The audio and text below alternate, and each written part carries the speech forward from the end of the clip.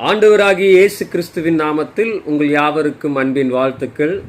இந்த 10வது மாதத்திற்குரிய வாக்குத்தத்த வார்த்தையாக 1 நாளாகமம் 16வது அதிகாரம் 18வது வசனம், உங்கள் சுதந்திர பாகமாக கானான் தேசத்தை உனக்கு தருவேன் என்றார்.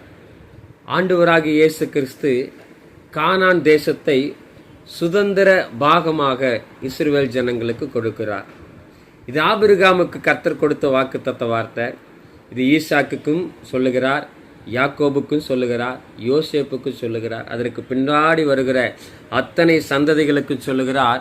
உடைய முற்பிதாக்களுக்கு நான் கொடுத்த வாக்குத்தத்தத்தை நிறைவேற்றுவேன் என்று சொல்லி அந்த சுதந்திர பாகத்தை அவருக்கு கொடுக்கிறார். இதை கேட்டுக்கொண்டிருக்கிற அன்பான கர்த்தருடைய பிள்ளைகளை, இன்றைக்கு உங்களுடைய வாழ்க்கையில கர்த்தர் கொடுத்திருக்கிற வாக்குத்தத்தம் கட்டாயமாக நிறைவேறும்.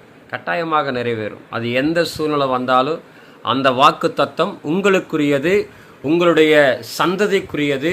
அது ஒரு பெரிய ஒரு ஆசீர்வாதம். அந்த சுதந்திரம் எப்படிப்பட்ட சுதந்திரம் என்றால், ஆபிரகாமிடத்தில் சொல்லுகிறார், நீ எழுந்து மேற்கேயும் கிழக்கேயும் தெற்கேயும் வடக்கே எம்மட்டு நடக்க முடியுமோ நட, நீ நடக்கிற அத்தனை தேசத்தையும் அத்தனை இடத்தையும் உனக்கு தருவேன்னு சொல்லி வாக்கு கொடுத்தார். ஆம் தேவ பிள்ளையே, இன்றைக்கு நீ நடந்து சுதந்திரித்துக்கொள். நீ பார்க்கிற பகுதி முழுவதையும் நான் உனக்கு தருவேன்னு சொல்லி கர்த்தர் சொன்னார். நீ தேசத்தை பார்த்து ஆசீர்வாதத்தை சுதந்திரித்துக்கொள். அப்படி வாக்குத்தத்த வார்த்தை மாறாது. அது உங்களுக்கு மாத்திரமல்ல, உங்கள் சந்ததிக்கும் வந்து சேரும். நீ கட்டிராத வீடுகளில் குடியிருப்பாய். நீ நடாத தோட்டங்களின் பலனை புசிப்பாய்.